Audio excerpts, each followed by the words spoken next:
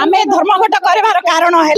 केंद्रीय बजेट आसला केंद्रीय बजेट रे आम मानकर जो उपस्थापना थिला स्कीम वर्क हटेबा जोटा आमर पीएफ प्रोविडेंट फंड अच्छी तार सीमा को वृद्धि करवा आमर जो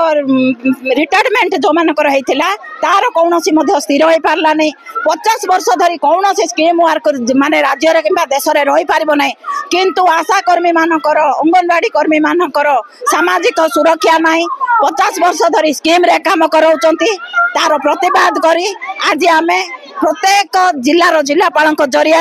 माननीय अर्थमंत्री को माननीय श्रम मंत्री को प्रधानमंत्री को माननीय मुख्यमंत्री को आमर दाबी पत्र प्रदान करचु यथाशीघ्र स्कीम वर्क को हटे सरकारी कर्मचारी मान्यता दिंतु जो पर्यंत मान्यता देना से माने सरकारी दरमा भली आमर दरमा को वृद्धि करंतु होची आमर स्कीम वर्क को हटेबार एवं आमर कर्मचारी माने सरकार कर्मचारी करबा मान्यता जेतिकी संगठन अच्छी आमर भारतीय मजदूर संघ सहित संलग्न जो होइकिना अच्छी समस्तर स्कीम वर्क हटेबार होची आमर भारतीय मजदूर संघर दाबी एवं आमर वर्ष वर्ष धरी पोषण